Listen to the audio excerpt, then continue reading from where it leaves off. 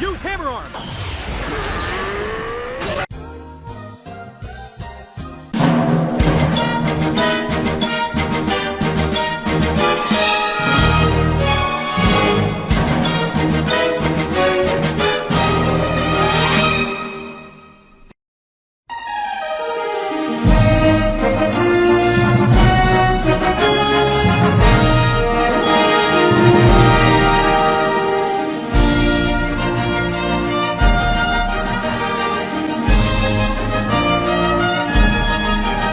Now we're here to talk about Ash's adventures in the Sinnoh region. You know, prior to this retrospect, I have not watched Diamond and Pearl fully, and I only remember watching bits and pieces of it, with the exception of like gym battles and the Pokemon League. And it also didn't help that I was going into middle school at the time and I was trying to convince myself that I wasn't into Pokemon anymore. But that was over 16 years ago. A lot can change. I wasn't really fond of the Battle Frontier arc when I was a kid, and now it's my favorite part of the Advanced Generation. So who's to say I won't have a change of heart here?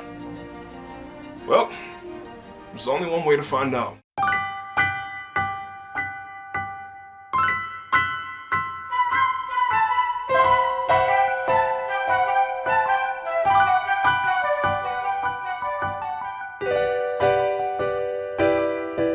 The year 2006.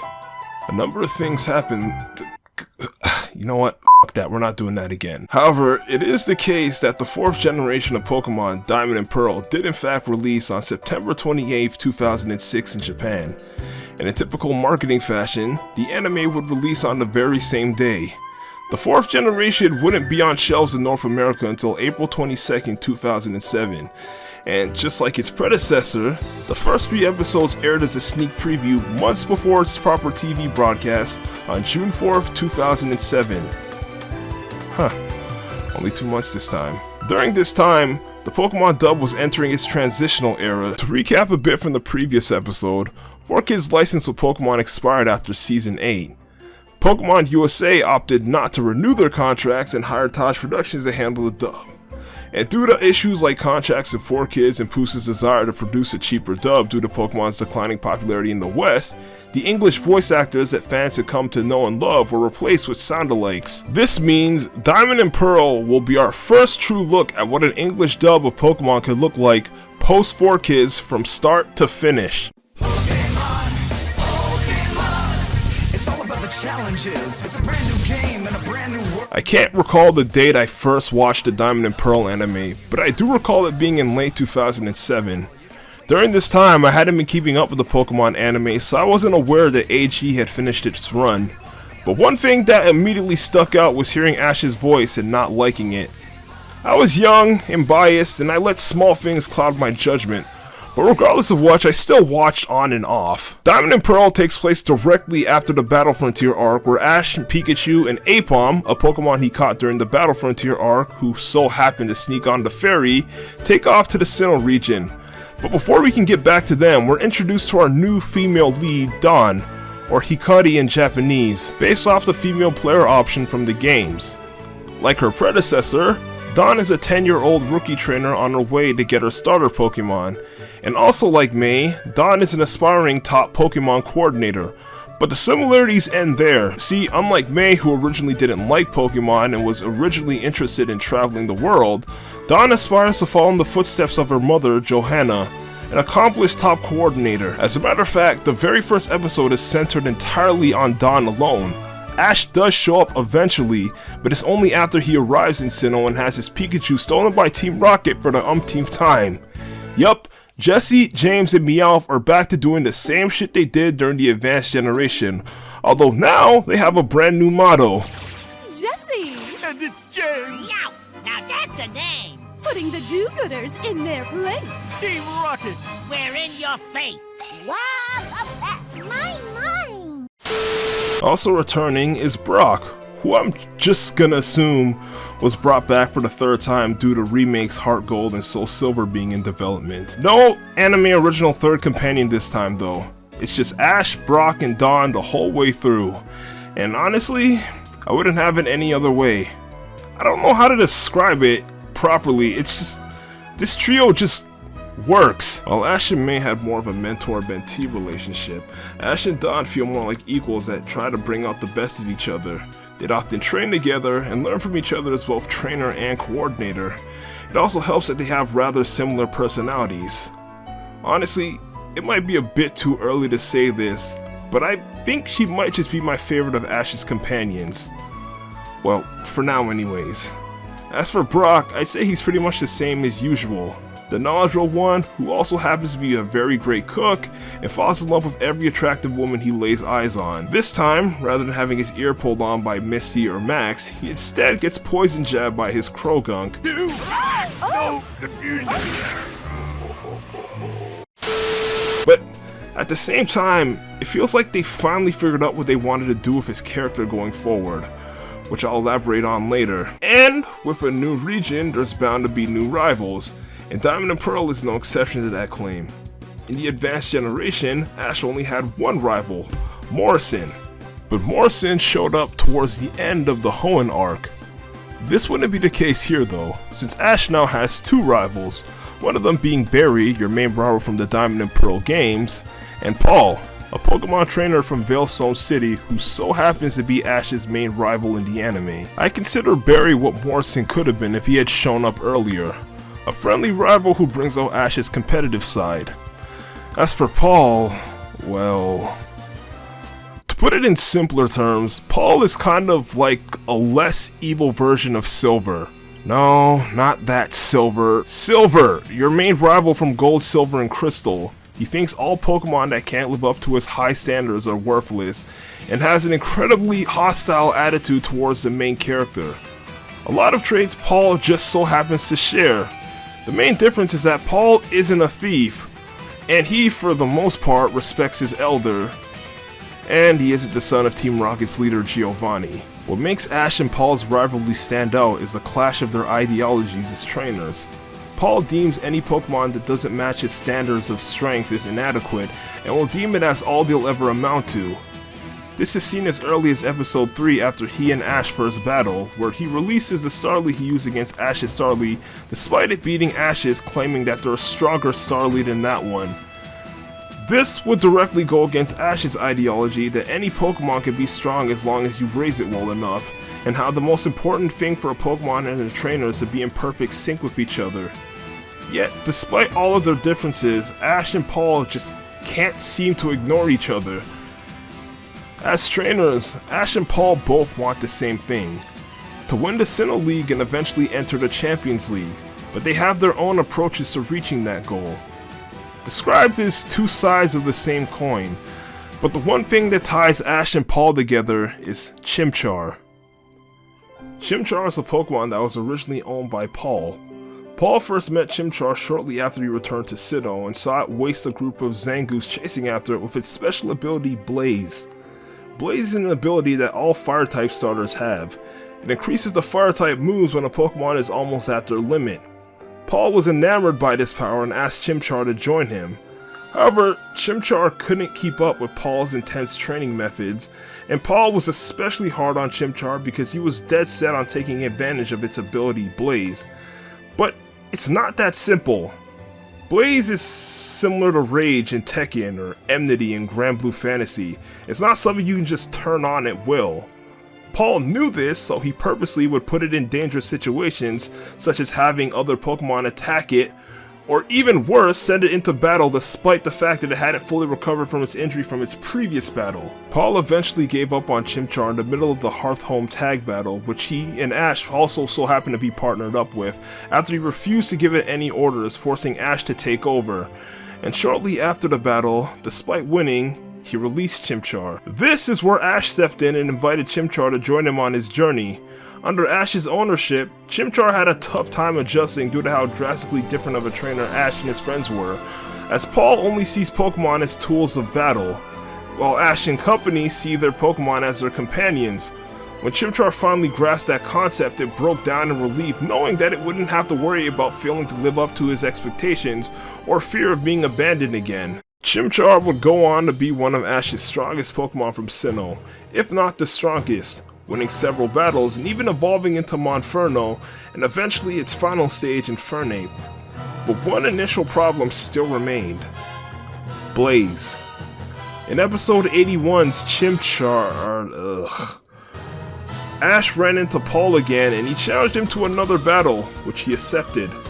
The first battle was his Gligar versus Paul's Gliscor, which Paul effortlessly won, but in the second battle he used Chimchar against Paul's Ursa Ring, and it completely struggled against it. But in one last effort, Blaze activated.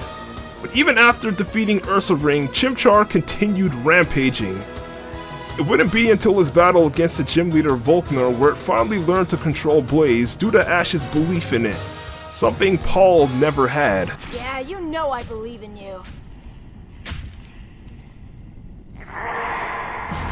Way to go, Infernape! Infernape's fine! The truth is, it's only because you defeated Reggie that my victory over you will have meaning. The challenge you always present to trainers to find their own strength was something my brother wasn't able to do! Actually, we're doing well. Even after beating Ash in their first 6v6 battle, or Barry during the Sinnoh League, rather than mocking their skills as trainer, he just commends their battles. But Ash isn't the only one with recurring rivals. Dawn too has her fair share in the likes of Zoe, her main rival as well as one of her closest friends, Kenny, her childhood friend who may or may not have a crush on her, and Ursula, because we needed to fill the antagonistic slot that Harley started. Dawn had a really rough start to her career as a coordinator. She lost her first contest in Jubilee City, but she then won her first ribbon in Floroma Town. However, things started to go downhill from here, because following that victory, Dawn proceeded to lose her next two contests in a row. And I'm not talking about losing in the top 8 or the semifinals. Dawn failed to make it past the appeal round.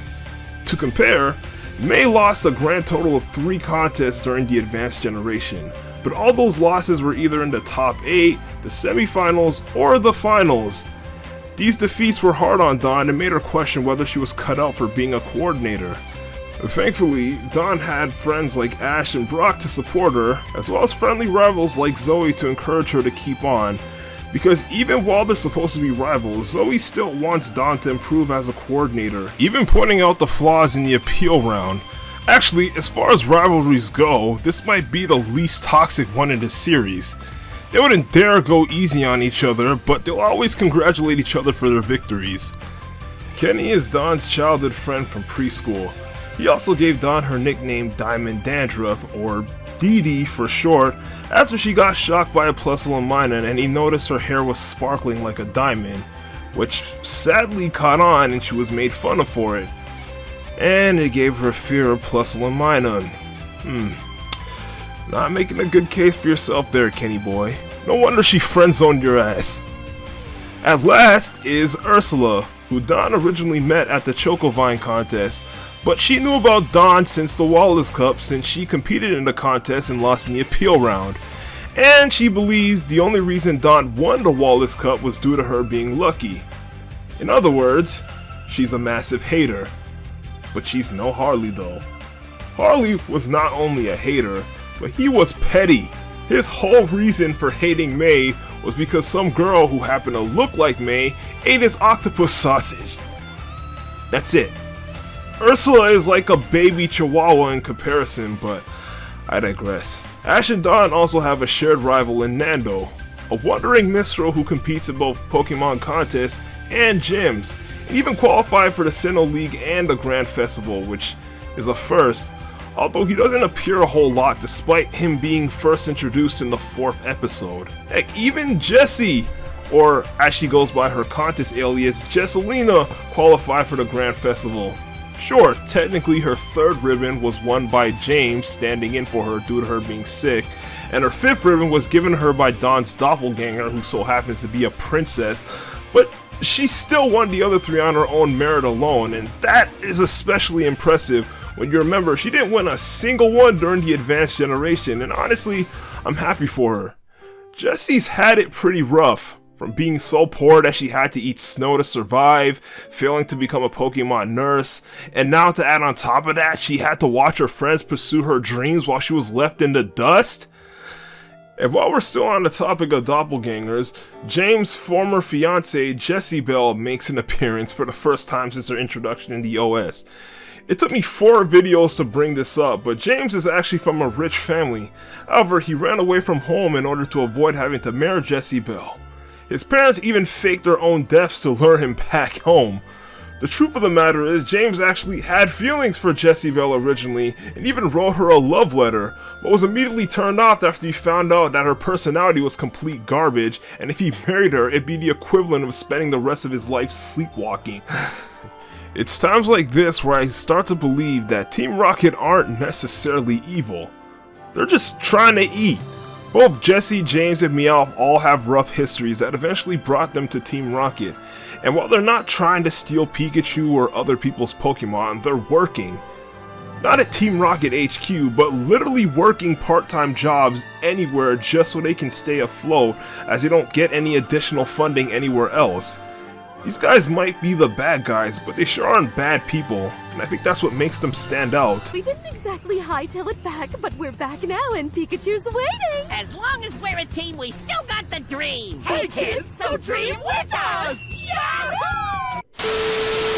Pokemon Diamond and Pearl goes back to the Johto Saga's levels of pacing, meaning it's Sinnoh from beginning to end. No Battle Frontier arc this time, despite there being one added in Pokemon Platinum.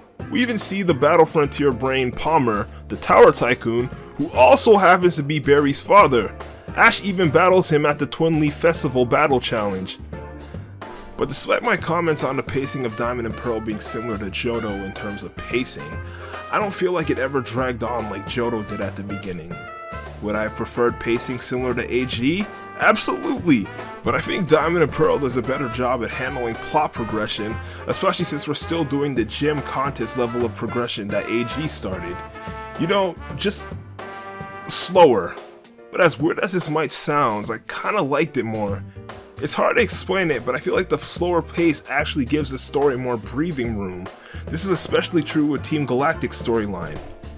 If you watched my retrospect on the Advanced Generation, then you would have known that I was not a big fan of Team Aqua and Team Magma's story arc. The reason why Maxie and Archie failed to grasp the power of Groudon and Kyogre was because they were using the wrong orb, which was pretty stupid because it should have been obvious that the red orb wouldn't control the blue sea basin Pokemon, or that the blue orb wouldn't control the red continent Pokemon. I know it seems like something small, but this is a pretty important event in the source material, and they somehow managed to fuck it up. And I haven't gotten to the truly bad parts about this plot, and that's because I can barely make sense of the damn thing. So I'm gonna just do myself a favor and get this shit off my screen! Ignoring how they completely butchered the source material, everything just happened without any proper build-up. The moment we see Archie and Maxie for the first time, it was already the calm before the storm. Here, Team Galactic don't make their first appearance until episode 36, A Secret Sphere of Influence, and they aren't officially introduced as Team Galactic until episode 69, nice, Enter Galactic. Cyrus, Team Galactic's leader, makes his first introduction in episode 96, losing its Lustrous. Actually, prior to Team Galactic's introduction, the first antagonist of Diamond and Pearl was a Pokemon hunter under the alias Jay. And as her title suggests, she's a Pokemon hunter who steals Pokemon and tries to sell them for profit under the black market.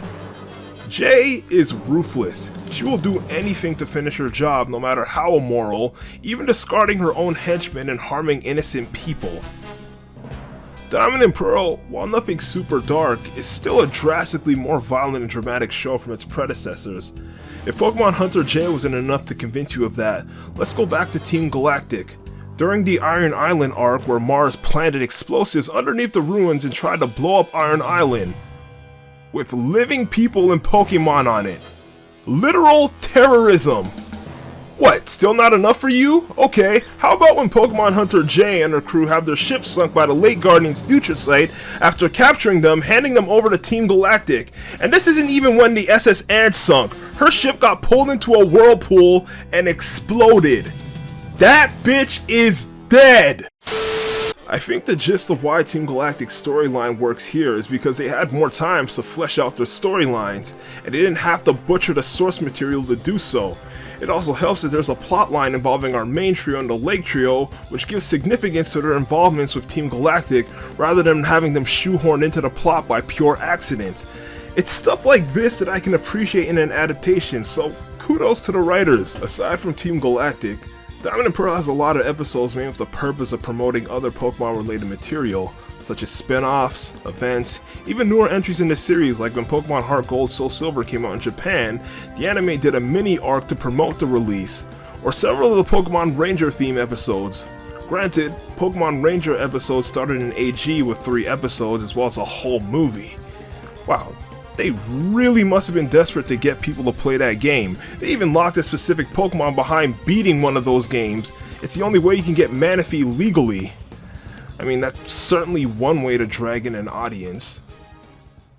As I stated earlier, Diamond and Pearl is the first in a long-running Pokemon anime to not have any involvement with 4Kids.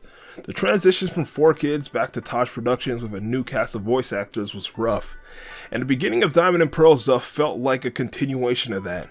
They still use 4Kids background music, and Sarah Natsucheni's voice as Ash was still moderately rough around the edges. And don't even get me started on the corny ass theme song. One thing I failed to mention in the last video was that since the Switch, opening themes went from 45 to 60-second longs to 30-second long intros. Just something I felt the need to point out. The anime also did this thing where they would play a preview before the episode of the current events about to follow. I prefer to go into the episode blind, but I mean, that's just me. At the end of the first season of Diamond and Pearl, Smells Like Team Spirit, Taj Productions would step down, and the rest of the dub going forward would be done by Duart Media Services. In the past, before taking over, Duart's first time working on a Pokemon series was on a short, Pikachu's Island adventure, and they started fully dubbing the series with Pokemon Movie 10, The Rise of Darkrai. Under Duart, the quality of the dub would start to improve drastically. One indication of such was that, with the exception of the Pokédex theme, they stopped using 4Kids BGM and started playing more of the original score. This would also include the music that they would constantly play in order to avoid having moments of silence, and I could not have been any more pleased by that change alone. But I think the biggest change of them all would have to be the returning voice actors from the 4Kids era. One such as Rachel Lillis, the former voice of Misty and Jessie and several other characters voicing Maylene, Ted Lewis, the voice of Giovanni reprising his role after he was replaced by Craig Blair, Mike Pollock, who was Roger Parsons' replacement as the narrator after he left 4Kids, came to voice Team Galactic's Charon, and eventually he would reprise his role as Mr. Celesta after Craig Blair parted with the series. But it doesn't stop there. We also got the likes of Sean Schemmel, who voiced a handful of characters like Morrison, Juan, and Archie, Lisa Ortiz as Mars, who've dubbed so many characters that you can make a whole drinking game out of it, and probably my favorite of them all, Dan Green, who voiced the likes of Chuck and Professor Birch as Byron. I love Best Unit! Diamond and Pearl is also the series which finally switches to a 16:9 aspect ratio, which makes my life so much easier because now I no longer gotta do this, and this, and this, and repeat over and over again. We even got the occasional episode where the music from the Japanese score is left completely in. The last time that happened was in episode 115's A Tense Situation. And while we're on the topic, Diamond and Pearl probably has the least amount of new arrangements and original compositions from Shinji Miyazaki so far. But on the plus side, the arrangements that 4Kids neglected to use during the AG dub finally made their debut. Tracks such as the Oldale Town theme, the Abandoned Ship theme, Oceanic Museum, Lily Cove City, and the list goes on. Even during the Wallace Cup, when May makes her one and only return, they play her theme, Watashi Makenai, or in English, I Won't Lose. And while we're on the topic of character themes, both Ash and Dawn have their own character themes. Dawn's being an arrangement of the first ending theme, Kimi no Soba De. Both themes are great and match the character they're accustomed to really well. It's just, I wish Ash has played more in the dub, because I can feel like I can count on a single hand how many times I heard it play. Also, hearing old tracks that I haven't heard since the original series, like Meeting and Parting during a sunset scene, always catches me off guard. It's the perfect track.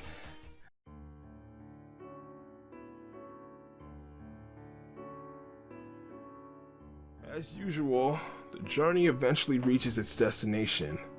Despite Dawn's rocky start where she began to doubt herself as a coordinator, she pulled through. Not only did she make it to the Grand Festival, but she made it all the way to the finals where she would go head to head with her friend and rival Zoe. But only one of them can come out on top. And despite it being super close, the one who came out as top coordinator was Zoe, with Dawn as the runner-up. Ash battled his way through the Sinnoh League Lilia Valley Conference, finally defeating his rival Paul. And he did it by sticking to his ideals of how a trainer and his Pokemon should fight as one. This battle also turned Ash and Paul's bitter rivalry into a rivalry of mutual respect. Unfortunately for Ash, there was one final road ahead stopping him from reaching the finals. What was that, you asked? Writers. What, don't look at me like that? You and I both know they pull some bullshit. Ash finished top 4 in the Sinnoh League after losing to a trainer named Tobias, a trainer who bullshitted his whole way with his Darkrai. Even after Ash managed to take out Darkrai, Ash was 3 Pokemon down, and then he brings out a Latios. Pikachu managed to take out Latios, but it brought Pikachu down with it, and at that, Ash had no more Pokemon left, putting an end to his Sinnoh journey. Despite losing due to writer hacks, Ash was still motivated to continue his quest to be a Pokemon Master, as well as Dawn on her path to be a top coordinator. But where does that leave Brock? Brock left Pewter City to pursue his dreams of becoming a Pokemon breeder, but was he really pursuing his dreams traveling with Ash? This led Brock to make the ultimate decision to end his travel with Ash and pursue a career in being a Pokemon doctor. And it's not like this came out of nowhere either. Throughout the series, Brock is usually seen assisting Nurse Joy with injured Pokemon, but I think the best example would have to be in episodes 94, Doc Brock, where Don's Pachirisu gets a fever and Brock helps nurse it back to health, as well as similarly in the second last episode, The Brockster Is In, where Brock tries to help a group of poisoned baby Pokemon get better. During this ordeal, his Happiny finally evolved into a Chansey and learned Soft-Boiled. The fact that he had a baby stage Pokemon of the Blissey line should have made it obvious from the start. And now that everybody has their goals set, for the first time, for real this time, they'll all be going their separate ways.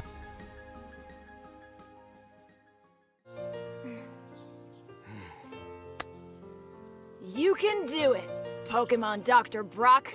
Pokemon Master Ash, you can too. Yes! Pikachu!